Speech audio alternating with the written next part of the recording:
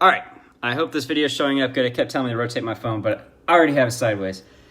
So I just recorded a podcast. I'm actually uploading it right now as I'm doing this live video. So please forgive me if I have to stop at all at any point to try and think about what I'm doing or possibly coming up with a name for this podcast, but you're seeing it in real live action right now. So that's kind of cool. And no pun intended on the live thing since I am on Facebook Live. But yeah, so what I wanted to talk about today was taking progress pictures. I think progress pictures is a huge thing whenever it comes to working out and things like that. A lot of people do take progress pictures, and it's not so much that you're self-absorbed in yourself. Some people might be. I don't know. That's not my thing. I do it just so that way I can see my progress, and I think a lot of people should. Because a lot of times you lose sight of where you want to be at whenever you're working out or why you're working out. And you may lose some motivation. And I think a big thing is being able to see your progress that you've made and continuously updating your goal. I think continuously updating your goal is a huge thing and something that you should do on the regular basis. Set yourself a large goal and then have multiple small goals to reach that target. I think that will make a world of difference whenever you start working out, especially in the very beginning stages, because you may not have any idea of what you want to do or what your goal is, but having small goals, achievable goals, obtainable goals will help you get there. One of the first things I always tell my clients to do is to take a photo of your very first day. Before you start working out, take a photo. I think it's important. You should do it. And whenever you are taking that photo, there are some key factors that you should make sure you watch out for. And I talk about it on my podcast that I'm uploading. Make sure you're in good lighting. Don't do it in dark, dingy lighting. Do it in the middle of the day. Like right now, it's 1 o'clock here in Indiana. So do it in the middle of the day whenever you have a lot of natural light. Don't do it on a cloudy day. Make sure it's nice and sunny out like it is today. I got a lot of natural light outside. Preferably outside, I think, is the best. But right now, it's not terrible. So I think you could do it now and everything would be okay. This is the most ideal time of the day that I would like to do it or prefer to do it. And another thing is, too, that you see a lot of people trying to suck in their gut while they're doing these pictures. Don't do that. Especially, you're just fooling yourself. You're lying to yourself. You're lying to everyone else whenever you do it that way. You're not getting a full view of what you used to look like versus what you actually look like now. The beginning photo, you want to see yourself as you are. So be relaxed. Just have yourself there. Do a front shot, do a side shot, do one from the back. Okay? So that way you have a good idea of what you look like.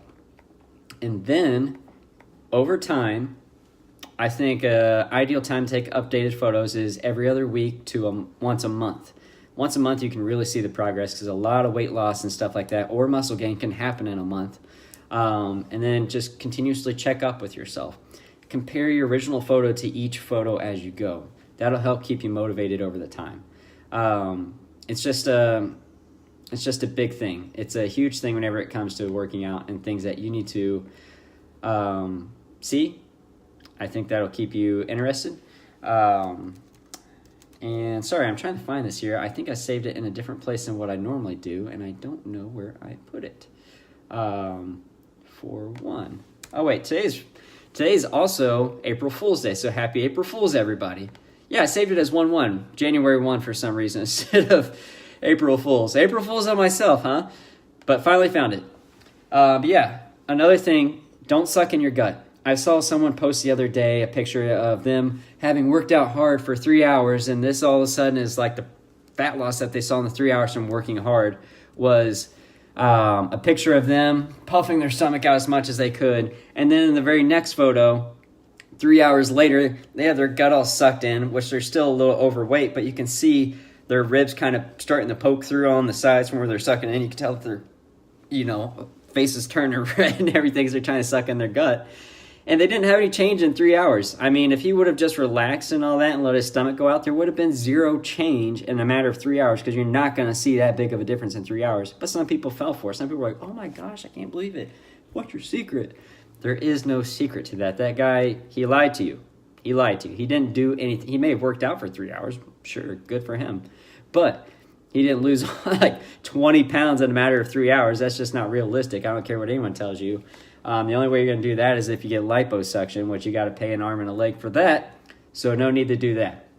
But if you do need help with stuff, getting started, getting motivated with things, you can reach out to me, roadhouseworkout.com/calendar, and schedule your quick fit call with me. We can at least get you started on the right track there.